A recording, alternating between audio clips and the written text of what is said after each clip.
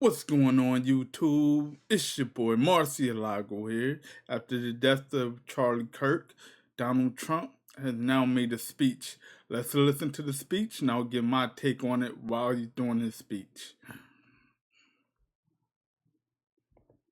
To my great fellow Americans, I am filled with grief and anger at the heinous assassination of Charlie Kirk on a college campus in Utah.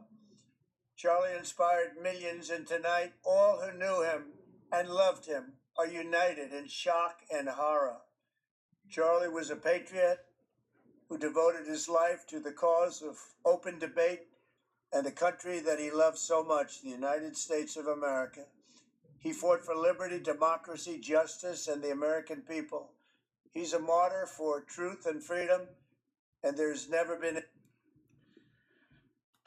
Donald Trump just said he's a martyr for truth and freedom.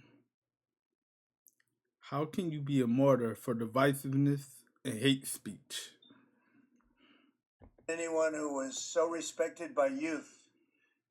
Charlie was also a man of deep, deep faith, and we take comfort in the knowledge that he is now at peace with God in heaven. Our prayers are with his wife, Erica, the two young, beloved children, and his entire family who he loved. This dude had nothing to do with God. He had nothing to do with heaven. I don't know why he brought religious beliefs into politics. That's when you start crossing dangerous lines. More than anything in the world, we ask God to watch over them in this terrible hour of heartache and pain. This is a dark moment for America. Charlie Kirk traveled the nation, joyfully engaging with everyone interested in good faith debate. His mission was to bring young people into the political process, which he did better than any.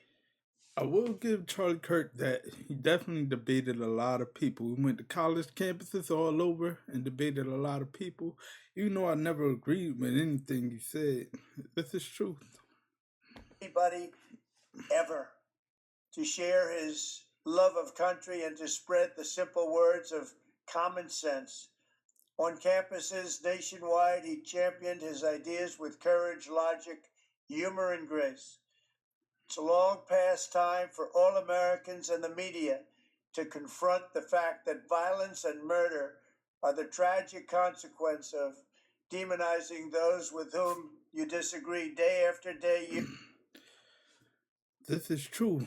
I wonder if you feel the same way about Martin Luther King, Malcolm X, Chairman Fred Hampton. For those that don't know who Chairman Fred Hampton is, he's a Black Panther Party in Chicago. He ran the Black Panther Party in Chicago. And just like others before him, he was assassinated. Year after year, in the most hateful and despicable way possible. For years, those on the radical left have compared wonderful Americans like Charlie to Nazis and the world's worst mass murderers and criminals. This kind of rhetoric is directly responsible for the terrorism that we're seeing in our country today, and it must stop right now. You know how that stops? Stricter gun laws. You'll stop this by stricter gun laws and laws against all hate speech, including the ones Charlie Kirk engaged in, hate speech.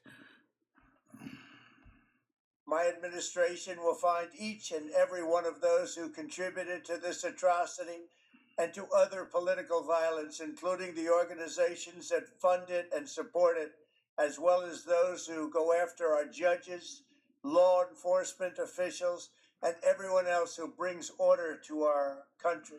From the attack on my life in Butler, Pennsylvania last year, which killed a husband and father, to the attacks on ICE agents, to the vicious murder of a healthcare executive in the streets of New York, to the shooting of House Majority Leader Steve Scalise and three others, radical left political violence has. He called it radical left political violence. You realize he avoids saying this is all gun violence, in addition to the NRA, who's funding Donald Trump. This is their problem. Can't just blame everything on the radical left. Hurt too many innocent people and taken too many lives. Tonight, I ask all Americans to commit themselves to the American values for which Charlie Kirk lived and died, the values of free speech, citizenship, the rule of... He definitely took advantage of free speech. He definitely took advantage of free speech. Hate speech towards Black Americans, such as myself, hate speech towards the LGBTQ community, hate speech towards anyone that wasn't him. of law and the patriotic devotion and love of God. Charlie was the best of America, and the monster who attacked him was attacked. How can you call someone that engaged in hate speech the best of America? We're better than that, America. Attacking our whole country. An assassin tried to silence him with a bullet, but he failed because together we will ensure that his voice, his message, and his legacy will live on for countless generations to come. Today, because of this heinous act, Charlie's voice has become bigger and grander than ever before, and it's not even close. May God bless his memory. May God watch over his family. And may God bless the United States of America. Thank you. I wish he didn't use God's name in vain like that, especially when it concerns someone like Charlie Kirk, who spew hate speech all over America. That's what he was known for. And to be honest, I didn't even know who Charlie Kirk was until he died. And then I went back, checked out some of his speeches. Hate speech, fear mongering, and divisiveness is the only thing he was about. So rest in peace, Charlie Kirk. He definitely took advantage of free speech. I will give him that, but he's not a martyr of anything. He just the consequences of what you're saying while taking advantage of free speech, laced with divisiveness.